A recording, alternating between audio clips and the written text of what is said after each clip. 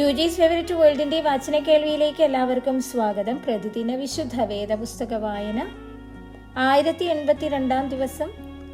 അപ്പോസ്തലനായ പൗലോസ് കൊരിന്ത്യർക്ക് എഴുതിയ 2 ലേഖനം 6 അധ്യായം.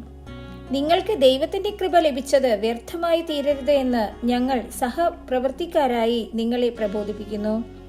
പ്രസാദകാലത്ത് ഞാൻ നിനക്ക് ഉത്തരമരുളി, രക്ഷാദിവസത്തിൽ ഞാൻ നിന്നെ സഹായിച്ചു എന്ന് അവൻ അരുളി ചെയ്യുന്നുവല്ലോ. ഇപ്പോൾ ആകുന്നു സുപ്രസാദകാലം, ഇപ്പോൾ ആകുന്നു രക്ഷാദിവസം. ശുശ്രൂഷയ്ക്ക് ആക്ഷേപം വരാതിരിക്കേണ്ടതിന് ഞങ്ങൾ ഒന്നിലും ഇടർച്ചയ്ക്ക് ഹേതു കൊടുക്കാതെ സകലത്തിലും ഞങ്ങളെ തന്നെ ദൈവത്തിന്റെ ശുശ്രൂഷകന്മാരായി കാണിക്കുന്നു.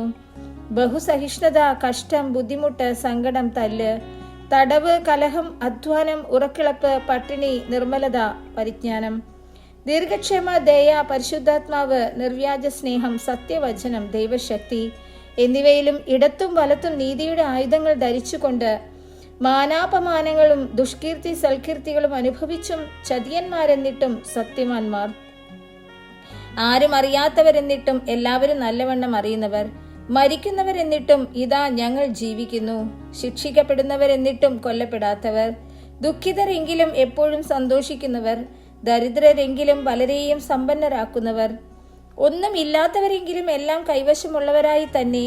അല്ലയോ കൊരിന്ത്യരെ, ഞങ്ങളുടെ വായ് നിങ്ങളോട് തുറന്നിരിക്കുന്നു, ഞങ്ങളുടെ ഹൃദയം വിശാലമായിരിക്കുന്നു. ഞങ്ങളുടെ ഉള്ളിൽ നിങ്ങൾക്ക് ഇടുക്കമില്ല, നിങ്ങളുടെ ഹൃദയങ്ങളിൽ അത്രേ ഇടുക്കമുള്ളത്.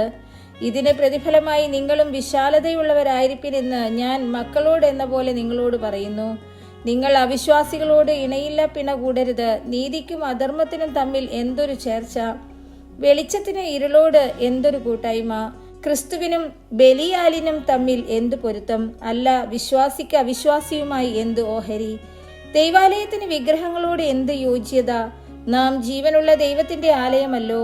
ഞാൻ അവരിൽ വസിക്കുകയും അവരുടെ ഇടയിൽ നടക്കുകയും ചെയ്യും. ഞാൻ അവർക്ക് ദൈവവും അവർ എനിക്ക് ജനവുമാകും എന്ന് ദൈവം അരുളി ചെയ്തിരിക്കുന്നുവല്ലോ. അതുകൊണ്ട് അവരുടെ നടുവിൽ നിന്ന് പുറപ്പെട്ട് വേർപെട്ടിരിപ്പിൻ എന്ന് കർത്താവ് അരുളി ചെയ്യുന്നു. അശുദ്ധമായത് ഒന്നും തുടരുത്, എന്നാൽ ഞാൻ നിങ്ങളെ കൈക്കൊണ്ടു. നിങ്ങൾക്ക് പിതാവും നിങ്ങൾ എനിക്ക് പുത്രന്മാരും പുത്രിമാരും ആയിരിക്കുമെന്ന് സർവശക്തനായ കർത്താവ് അരുളി ചെയ്യുന്നു.